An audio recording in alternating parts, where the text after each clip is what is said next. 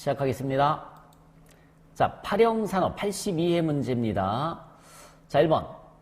동국 소유의 건물로 사무실 이전을 하면서 임차보증금 1,500만원 중에서 2월 3일에 지급한 계약금, 2월 3일을 먼저 들어가 볼까요? 2월 3일 선급금 처리돼 있죠? 선급금, 동국 맞죠? 그죠? 500만원 지급했습니다. 제외하고 나머지는 보통예금에서 지급했다라고 나와 있어요. 자, 3월 3일 날짜에 들어가셔서 차변에 바로 입력을 한번 해보도록 하겠습니다. 임차보증금 동국입니다. 동국.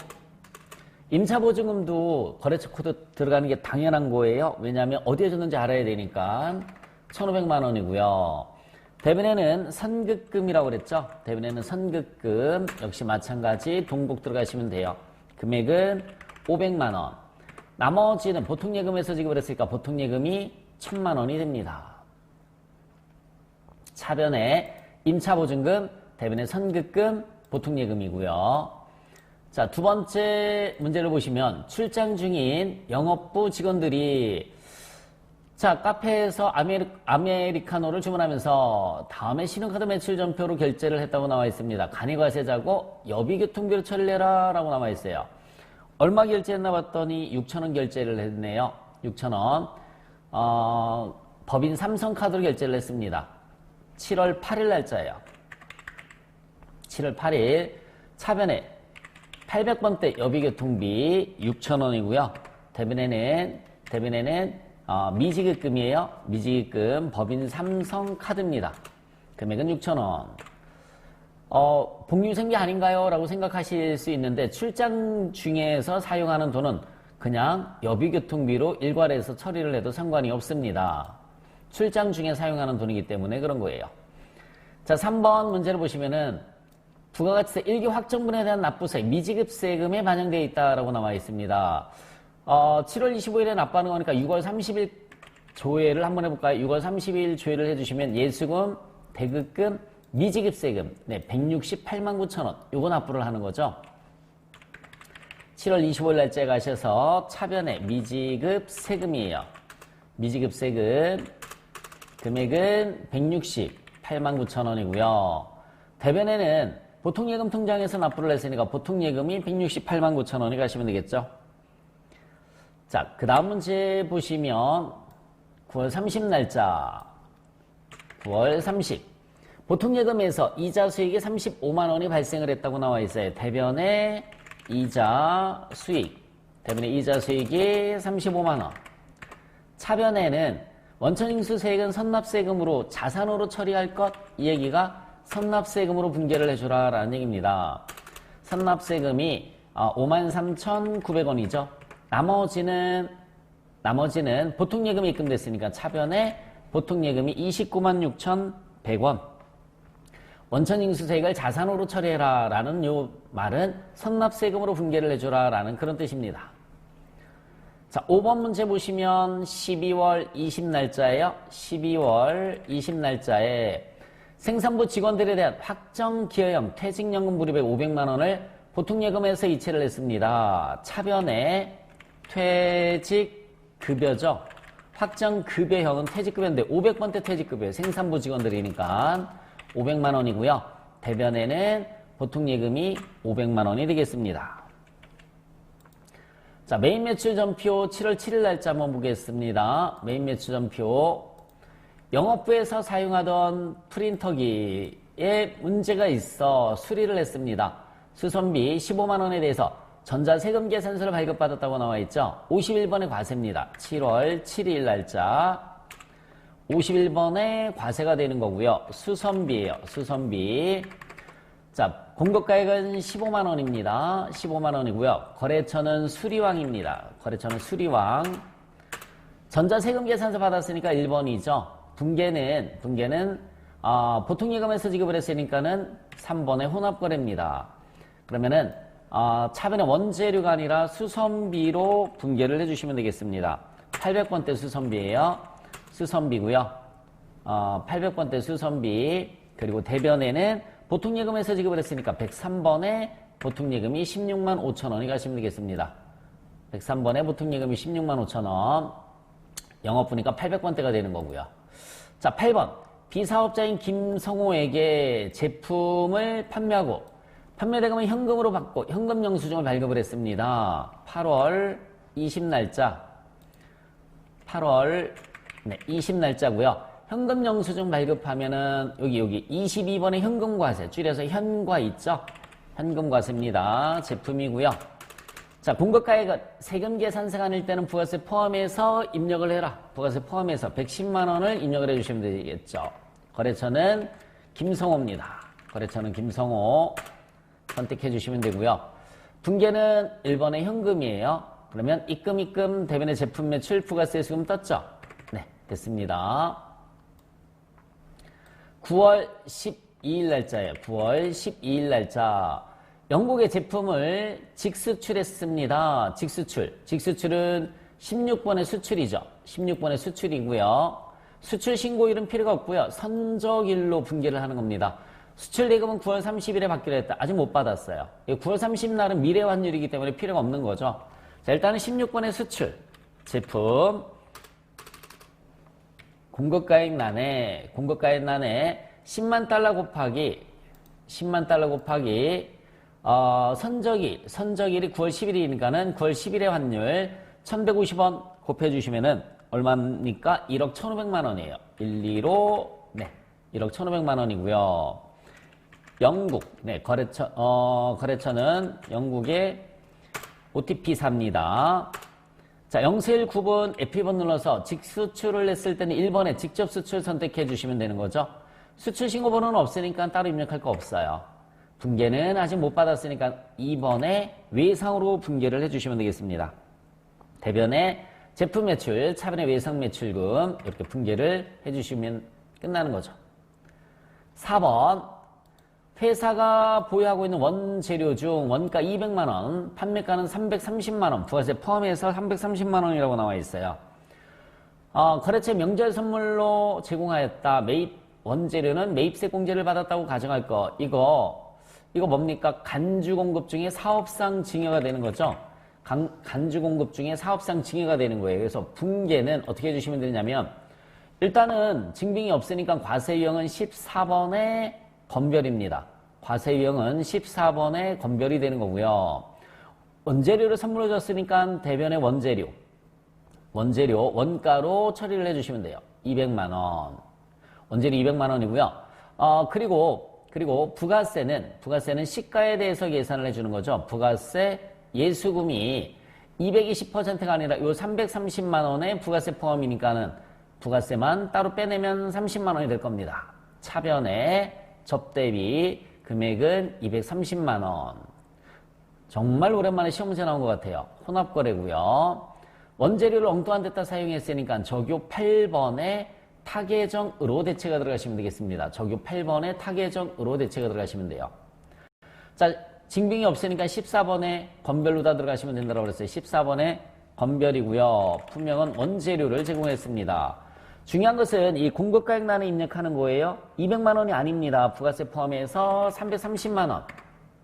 그럼 이렇게 300만 원, 30만 원 갈라질 거예요. 거래처는 동행에 선물을 해줬고요. 거래처는 동행. 분계는 3번의 혼합이에요. 그러면 대변에 부가세 수금은 맞는데 제품 매출이 아니라 원재료. 금액도 200으로 수정을 해주시면 되겠습니다. 금액도 200으로 수정을 해주시면 되고요.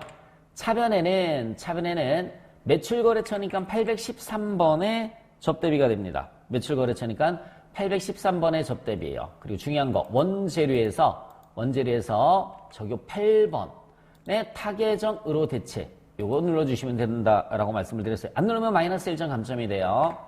요 분계가 이론 강의 시간에 배우긴 했었는데 거의 시험 문제 나온 적은 제 기억으로는 한두 번 지금까지 정말 오랜만에 시험 문제 나왔던 것 같아요. 어려운 문제니까 꼭 기억을 해주셨으면 좋겠습니다. 14번의 건별이고요. 대변의 원재료 원가로 써주시면 되고요. 부가세는 시가로 반영이 되는 겁니다. 두 개 뒤에서 차변의 접대비. 이건 불공이 아니죠. 세금 계산서 발행된 게 아니기 때문에 불공제 처리하시면 안 됩니다.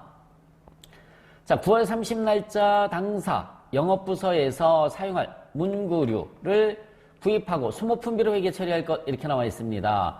현금 영수증을 받았으니까는 61번, 여기 61번이 현금과세죠. 61번이 현과, 문구류예요. 문구류. 공과가입란에 얼마를 입력을 해주시면 될까요? 부가세 포함해서 네, 22만 원입니다. 22만 원. 거래처는 미나문구예요. 거래처는 미나문구. 분계는 현금으로 사왔으니까 1번의 현금이죠. 그리고 원재료가 아니라 소모품비로 처리를 해라 라고 나와 있어요. 소모품비 800번대. 그죠? 영업부서에서 사용할 거니까 800번대 소모품비 20만원, 부가세금 2만원. 이렇게 분계를 해주시면 되겠습니다.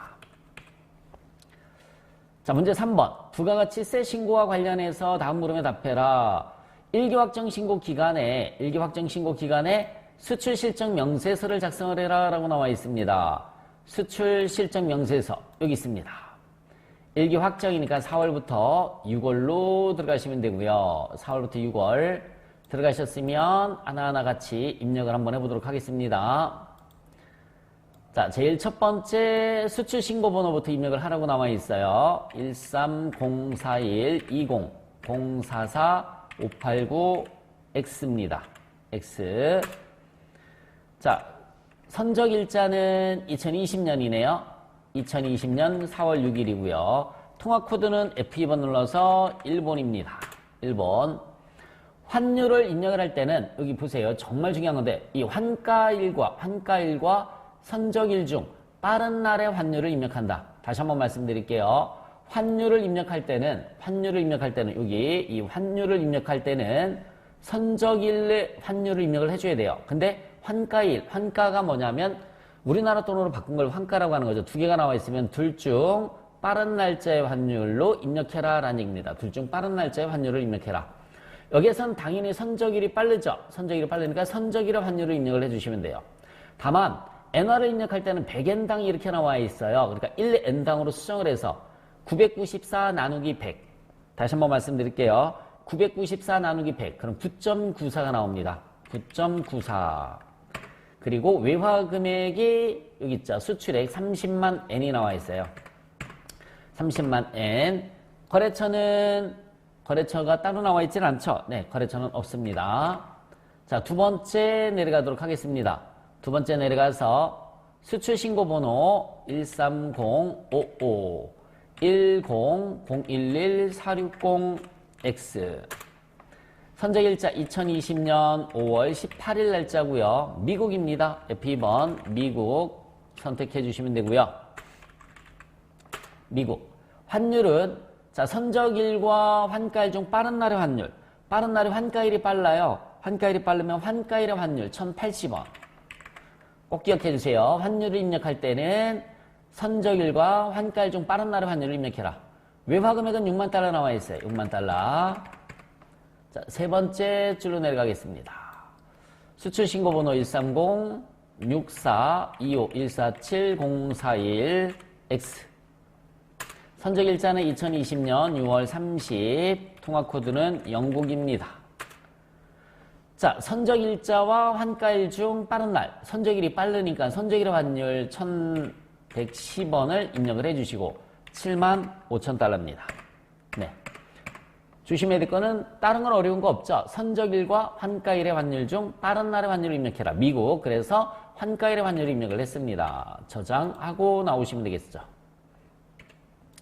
자, 2번. 다음 자료를 이용해서 2기 확정신고 기간에 부가가치세 신고서를 작성을 해라 라고 나와 있어요. 부가가치세 신고서 2기 확정이니까는 10월부터 그죠? 엔터 들어가서 입력을 하나하나 한번 해보도록 하겠습니다. 자, 처음에 전자세금 계산서 매출이 공급가액이 2억 2천만 원 나와 있죠? 2억 2천만 원. 그럼 부가세는 자동으로 뜹니다.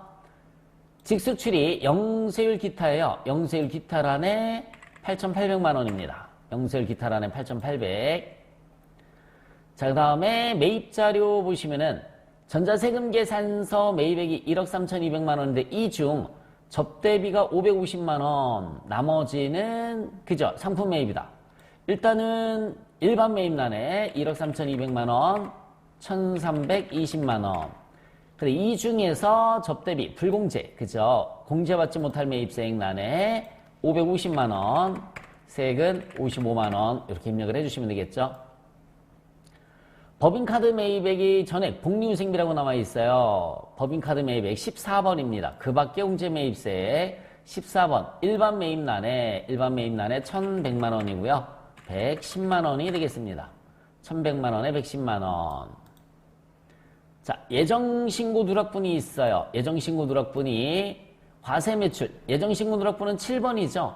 7번. 자, 전자세금계산서 과세매출란에 2천만 원을 입력을 해주시면 되겠습니다. 전자세금계산서 과세매출란에 2천만 원. 그럼 세금 200만 원 뜨죠.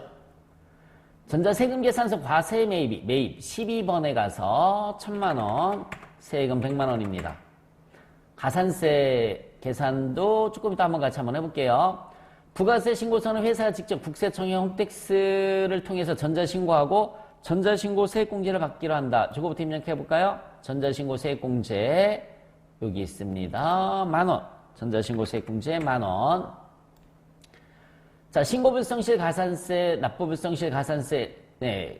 미납일수는 91일로 적용하고요. 전자세금계산서 발급 전송은 정상적으로 이루어졌다라고 나와 있습니다. 자, 그러면 가산세 계산을 같이 한번 해보도록 하겠습니다. 우리 가산세 예산할 때는 항상 첫 번째가 전자세금계산서 관련된 가산세라고 그랬어요.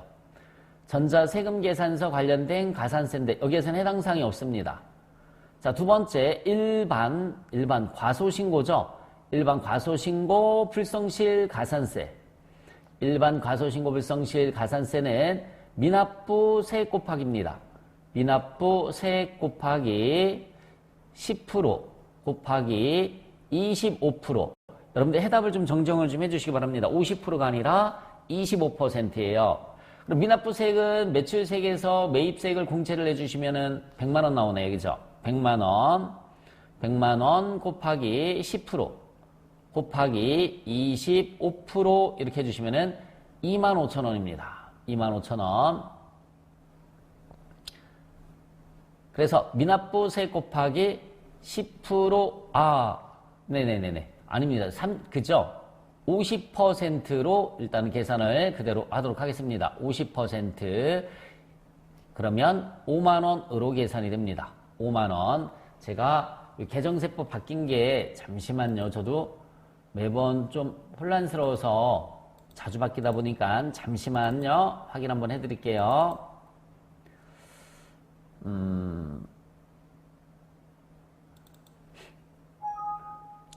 가산세 계산할 때 신고불성실 가산세가 그죠? 신고불성실 가산세가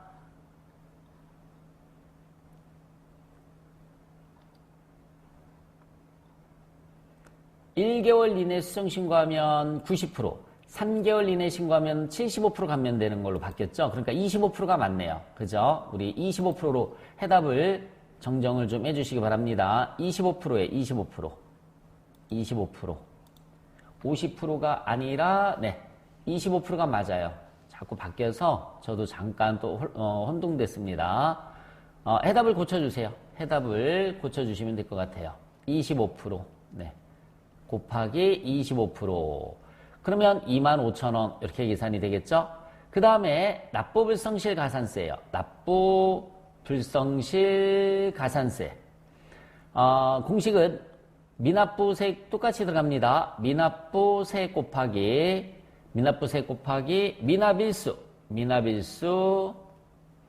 곱하기 만분의 2.5죠.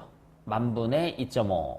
그럼 100만원 곱하기 미납일수는 91일로 한다라고 했으니까 91일 곱하기 만분의 2.5를 해주시면 되겠습니다. 그럼 22,750원으로 계산이 돼요. 자, 가산세 같이 입력을 한번 해보도록 하겠습니다. 가산세 찍어주시고요. 자, 일반 과소신고, 일반 무신고가 아니에요. 무신고가 아니라 과소신고입니다. 100만원, 100만원에 25,000원. 납부불성실 가산세 100만원에 당초납부 기한이 여러분들 이거 예정 때 누락한 거잖아요. 이기 예정 때 누락한 거 그죠? 원래는 92일인데 잘 보세요. 100만원 곱하기 2020년 네 10월 25일 2021년 1월 25일 이게 확정. 그럼 92일이 나와요. 근데 여기서 91일로 하라고 그랬으니까 91일로 그냥 해주시면 되는 거죠. 91일로. 그러면은, 그죠? 2만, 제가 다시 한번 계산 한번 해볼게요. 91일로 계산을 해라. 100만원. 곱하기 91일 곱하기 2.5 나누기 10000. 22,750원으로 계산이 됩니다. 22,750원. 네. 이렇게 계산을 해주시면 되는 거예요. 됐죠, 여러분? 네. 빠져나오시면 되겠습니다. 자, 결산 문제 보도록 할게요. 2020년 10월 1일 미국 ABC사로부터 10만 달러를 상환하는 조건으로 차입했는데 환율 정보가 다음과 같을 때 결산 분계를 해라. 외화장기 차입금으로 회계 처리할 것 이렇게 나와 있습니다. 자, 수동결산이죠. 수동결산은 일반 전표 12월 31일 날짜 일단 들어가시고요. 자, 환율이 올라갔어요. 환율이 1,050원에서 1,100원으로 50원 올랐죠. 50원 곱하기 10만 달러. 그죠? 50원 곱하기 10만 달러 하면 500만 원만큼 빚이 늘어났으니까 손실이 되는 겁니다. 500만 원만큼 빚이 늘어났으니까 손실이에요. 차변의 외화 환산 손실. 외화 환산 손실이 500만 원이고요. 대변에는 외화 장기 차입금. 외화 장기 차입금. 자, 거래처 ABC사가 들어가시면 되고요. 500만 원입니다. 다시 한번. 빌려올 때 환율은 1,050원인데 지금 현재 환율이 1,100원으로 50원만큼 증가했으니까 50원 곱하기 10만 달러에서 500만 원만큼 손실이 되는 거죠. 차변의 외화 환산 손실, 대변의 외화 장기 차입금 분계를 해주시면 됩니다.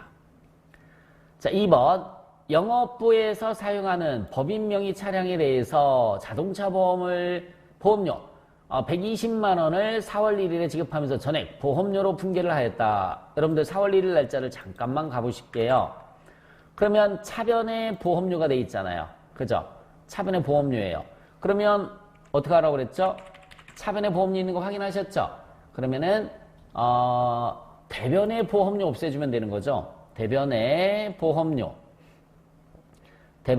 없애주고 차변에 선급 비용 이렇게. 그럼 보험료는 없어진 거지만 선급 비용이 생긴 겁니다. 선급 비용이 생겼으면 곱하기 12분의 내년분을 분계를 해줘라 라고 했단 말이에요. 내년에 해당하는 게 3월 달까지니까 3개월치입니다. 그러면 30만 원으로 계산이 되겠네요.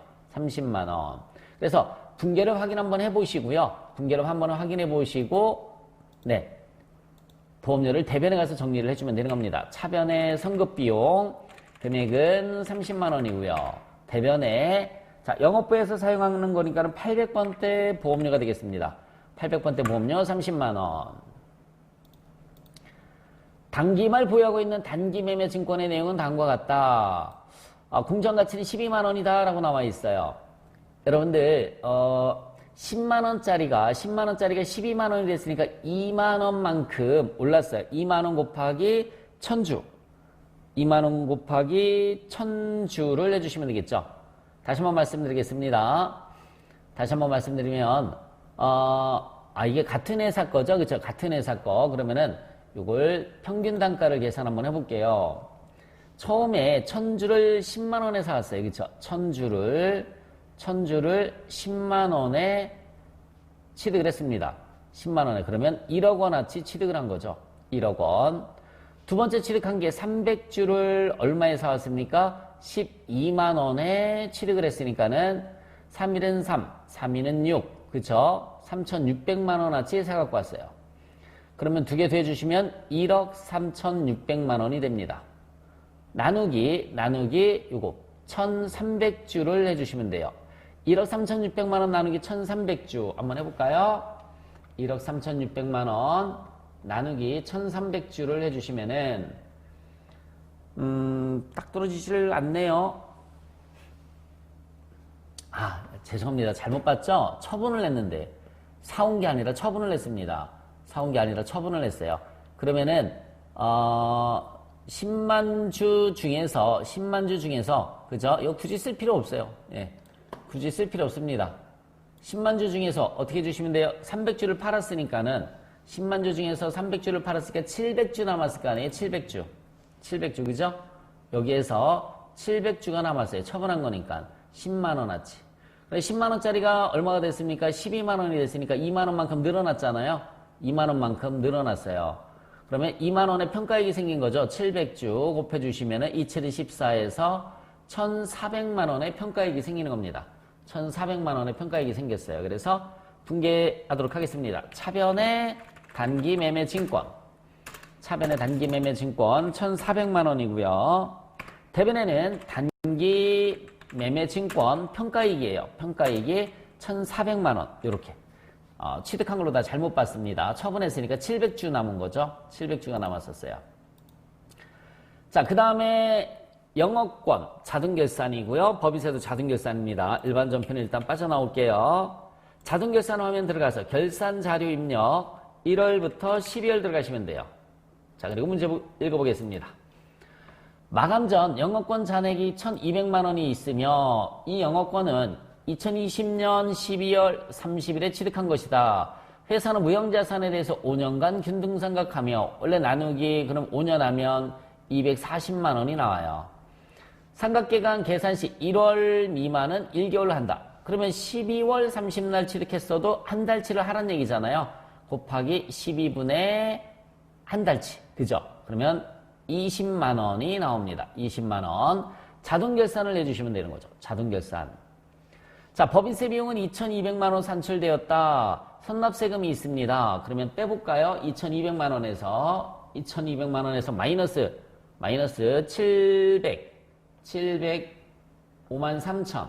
705만 3,900원을 빼주시면은 1,490, 46,100원이 나옵니다. 그래서 이게 추가로 설정할 금액이 되는 거죠. 추가로 설정할 금액. 입력 한번 해볼게요. 처음에, 영업권부터 판매관리비에 가면 있어요. 판매관리비에 가서 영업권 있죠?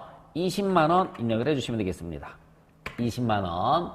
자, 법인세는 맨 아래에 있어요. 맨 아래 법인세 가셔서 선납세금이 일단 705만 3,900원이 있다고 나와 있죠? 여기 선납세금 자리 705만 3,900원이 있습니다. 그죠? 여기다가 705만 3,900원 입력해 주시고 추가계상액란에 1,400 요거 그죠? 1,494만 6,100원 입력을 해주시면은 법인세 등은 2,200으로 계산이 됩니다. 2,200 됐죠 여러분? 다 입력했으면 전표 추가 예스 하시고 빠져나오시면 돼요. 자, 이제 원천징수 문제로 넘어가 보도록 하겠습니다. 원천징수 1번.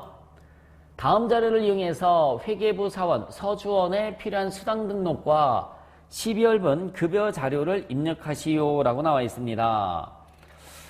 단 수당 등록 및 공제 항목은 불러온 자료는 무시하고 아래 자료에 따라 입력하며 수당 등록 시 월정액은 체크하지 말아라. 사용하는 수당 외의 항목은 부르다 체크해라 라고 나와 있습니다. 자, 그러면 여러분들 급여 자료 입력 들어가셔서 자, 일단은 회계부라고 나와 있죠? 그러면 잠시만요. 회계부 사원이라고 나와 있으니까 사원 등록에서 서주원이 생산직이 부르다 돼 있는지 요거 먼저 확인을 하셔야 돼요. 생산직이 부르다 돼 있는지 요거 먼저 확인하시고 급여 자료 입력을 넘어가시면 되는 겁니다. 급여 자료 입력. 자, 한번 등록을 한번 해볼게요. 수당공제 찍어서 그죠? 제일 먼저 수당공제. 기본급은 당연히 있어요. 기본급 당연히 있고 식대 있습니다. 야간근로수당 여기 다 있고요. 상여는 없으니까 상여는 부르다 하도록 하겠습니다. 직책수당 없으니까 부, 월차수당도 없으니까 부예요. 식대, 자가운전보조금, 교육지원금이 없네요. 그쵸? 교육지원금은 없어요. 일단은 교육지원금 과세입니다. 교육지원금 과세로 처리를 해주시면 되고요. 그 다음에 소득세, 지방소득세, 국민연금 다 있어요. 밑에. 소득세는 입력하는 거 아니잖아요. 가불금이 없네요. 가불금, F2번 눌러서, F2번 눌러서, 가불은, 기타로 다 들어가시면 돼요. 기타. 회사에서 뭐 대출받은 건 아니잖아요. 한 달치, 빼서 쓰는 거니까. 기타로 다 들어가시면 되고, 사용여부, 학자금 상환은 없으니까 부르다 해주시면 될 것 같습니다. 자, 일단 크게 보고서 없는 거, 교육지원금, 가불금 했는데, 이제 세부상으로 넘어가 보도록 할게요. 회사는 구내 식당을 운영하지 않고 있으며 별도의 식사는 제공하지 않는다. 그러니까 네, 식대 비과세입니다. 비과세로 들어간 거고요. 서주호는 만 6세 이하 자녀가 있으며 회사 정책상 1인당 20만 원씩 육아수당을 받고 있다. 배우자가 근무하고 있는 직장에서도 받고 있습니다. 어쨌든 뭐 각각 받을 수 있는 거예요. 10만 원까지.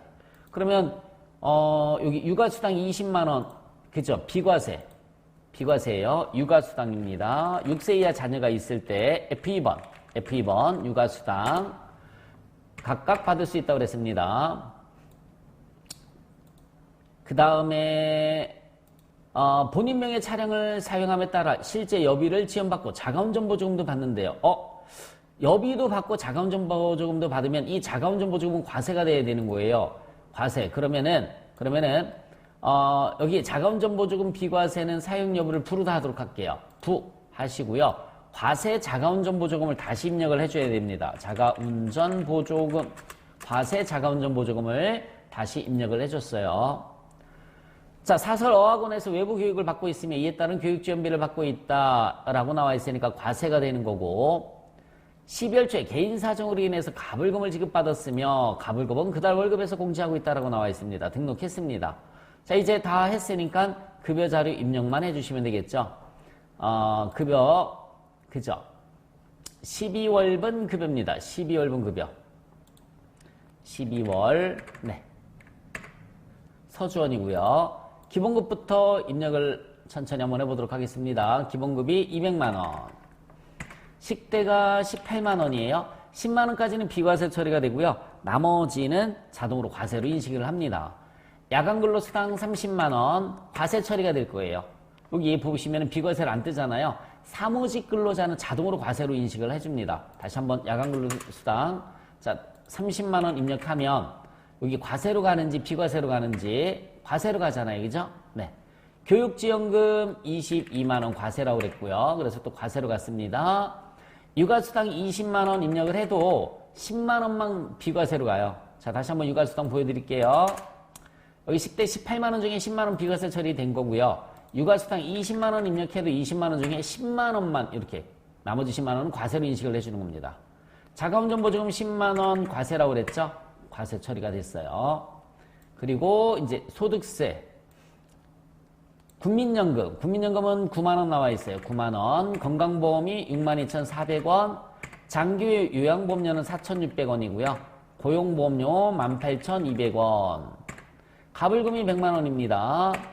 소득세 25,180원, 지방소득세 2,510원, 나머지는 자동으로 다 반영이 됐죠. 이렇게 급여 자료 입력을 하셨으면 네, 빠져나오시겠습니다. 2번, 다음에 연말정산 자료를 보고 연말정산 자료입니다.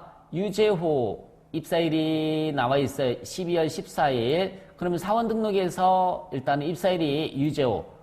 네, 유재호의 입사일을 고쳐주시기 바랍니다. 2019년 12월 14일이에요. 12월 14일 고쳐주시고요. 그리고 네, 연말정산 추가자료 입력 메뉴에 연말정산 탭에 입력해라 라고 나와 있으니까 연말정산 추가자료 입력 가서 유재호입니다. 자, 첫 번째 부양가족소득공제 탭은 무시하라고 나와 있고요. 본인의 자동차 보험료 무조건 되는 거죠. 본인 거는 본인의 자동차 보험료는 네, 무조건 됩니다. 입력을 해주시면 돼요. 여기 있습니다. 본인의 자동차 보험료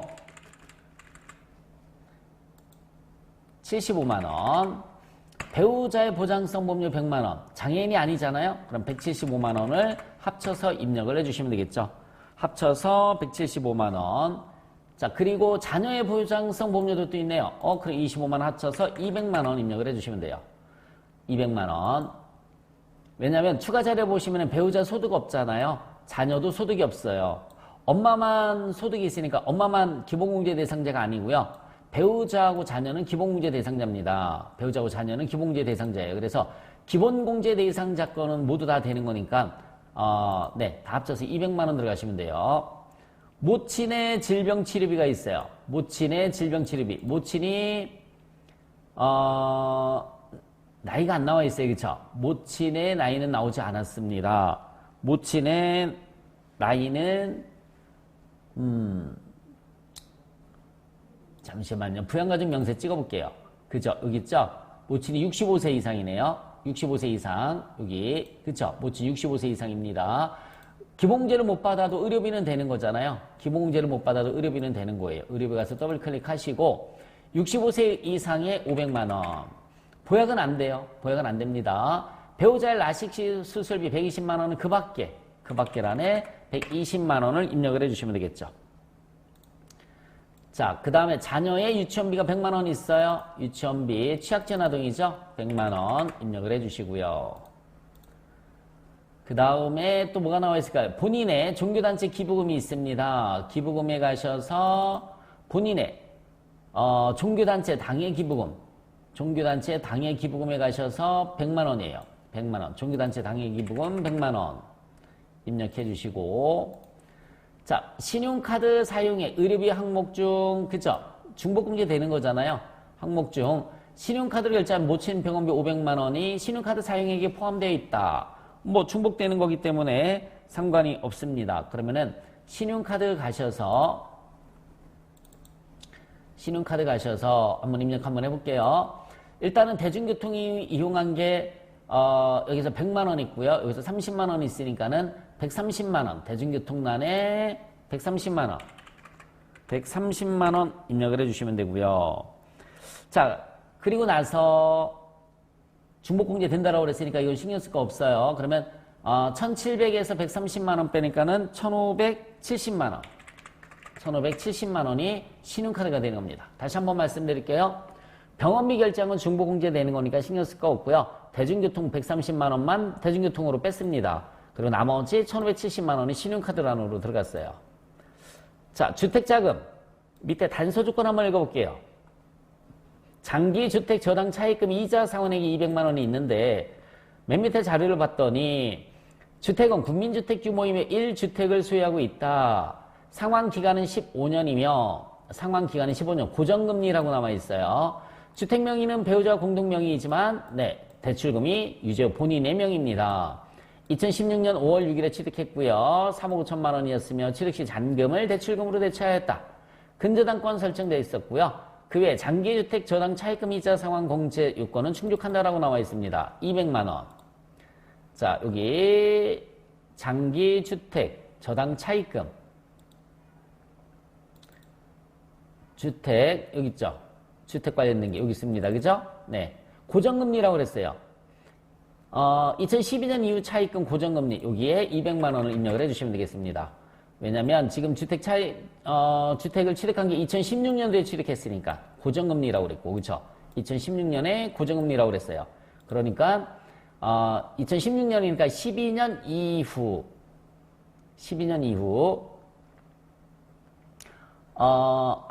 잠깐만요. 2015년 이후죠. 그리고 지금 15년짜리예요. 15년. 그죠? 15년짜리 고정금리 15년짜리입니다. 고정금리 15년짜리. 그러면은 15년 이상이 되는 거죠? 15년 이상이 되는 거예요. 고정금리. 여기 보면은 비읍과 시읍이 따로따로 나와 있는데, 글쎄 여기 특별한 조건이 따로 나온 건 없어요. 상환기간은 15년짜리이며, 그죠? 15년이며, 주택명의는 배우자 공동명의이다. 주택대출금은, 그죠? 주택 취득 시점이 2016년이고요. 그러면,